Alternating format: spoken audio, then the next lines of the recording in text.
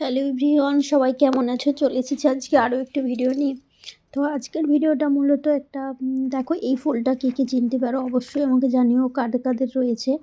তো সত্যি কথা বলতে এটা আমি অনলাইনেই দেখেছিলাম, মানে তোমার সোশ্যাল মিডিয়াতেই দেখেছিলাম এটা দিয়ে অনেক কিছু রেসিপি হয় বলে। তো যাই হোক, আমি গিয়েছিলাম সেদিনে জেঠিমার বাড়িতে, মানে আমার বাপের বাড়ি। তো গিয়ে দেখলাম এই ফুলগুলো রয়েছে আর জেঠিমা দিল। তো এগুলো দিয়ে নাকি পোস্তর বড়া হয়, প্লাস তোমার তরকারি হয়, অনেক কিছু হয়। এছাড়া ইভেন বড়াও হয় নর্মালি। তো ভাবলাম যে এইভাবে আমি একটু বানিয়ে দেখি। তো আমাকে দিল কয়েকটাই। আর ফার্স্ট গ্রুপ মানে ফার্স্ট স্টার্টিং গাছের। আর দেখো এই যে ফুলটা, এই ফুলের যে ভিতরে যে পরাগটা থাকে ওটা এইভাবে ফেলে দিতে হয়।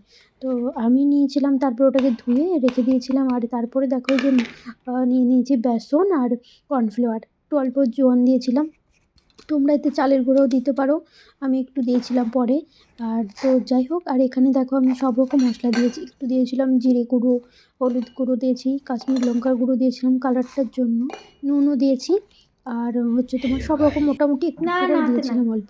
আর দেওয়ার পর তারপরে একটা ব্যাটার রেডি করে নিয়েছিলাম। ব্যাটারটাকে তারপরে যে দেখো ভালো করে একটু তোমার হচ্ছে যেটাকে বলে ছোট একটা ডিবা আছে, ওই হচ্ছে খাওয়ার সোডাও দিয়েছিলাম। তারপরে দেওয়ার পর ভালো করে এটাকে ফাটিয়ে নিয়েছিলাম, দিয়ে এই গোলাটাতে ফুলগুলোকে চুবিয়ে আমি এখানে সরষের তেল ইউজ করছি। সরষের তেল দিয়ে দেখো এই ব্যাটারের কালারটা দেখো, জাস্ট মোটামুটি, আমি খুব একটা পাতলা করিনি। আর এখানে আর কিছু দেওয়ার প্রয়োজন হয়নি, মানে মোটামুটি একটা কনসেন্ট্রেট। আর যেহেতু খাওয়ার সোডা দেওয়া ছিল তো ফুলেছে ভালো, এবং খেতে খুবই অনবদ্য, মানে খুবই একটা ক্রিসপি মনে হচ্ছিলো আরও কিছু খাই। যাই হোক, এটা ফার্স্ট টাইম খেতে হলে কেমন লাগে বা মানে কোনো কিছু খেলে কেমন লাগে জানি না। তো মোটামুটি খুবই ভালো লেগেছিলো আমাদের বাড়ির। আর কম পরিমাণে এই যে দেখো আমি ভেজে ভেজে পুরো মুচমুচি ক্রিসপি এইভাবে মানে ভেতর এই যে দিচ্ছি, লাস্ট ছিল এটা, দিয়ে ভালো করে এইভাবে এই করে নিয়েছি। ভালো করে কড়াই চুবিয়ে নিয়েছি।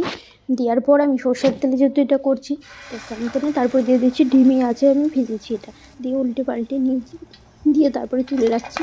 দেখুন দারুণ লাগছে। তোমরা একবার বাড়িতে এইভাবে শীতের সন্ধ্যায় বা ভাতের সাথেও বানাতে পারো। আমরা যেহেতু শীতের সন্ধ্যায় বানিয়েছিলাম সেটা কিন্তু ভালোই লাগছিলো, একটু সস দিয়ে খেয়েছিলাম। তো আজকের রেসিপিটা কেমন লাগলো অবশ্যই তোমরা জানিও। যেহেতু অল্প তেল ছিল তাই আমি এইভাবে একটু কোটিং করে একটু হেলিয়ে এইভাবে করছিলাম, ঠিক আছে। তো যাই হোক, এইভাবে উপর থেকে যে ব্যাটারটা লাস্ট ছিল ওটাকেও দিয়ে দিয়েছি, দিয়ে সবগুলোকে ভালোভাবে আমি তুলে নিয়েছি। তো খেতে কিন্তু খুবই ভালো লাগছিলো। আর তোমরা এইভাবে বানিয়ে দেখো বাড়িতে, আর কেমন লাগলো অবশ্যই কিন্তু আমাকে আজকের রেসিপিটা অবশ্যই কিন্তু জানিও।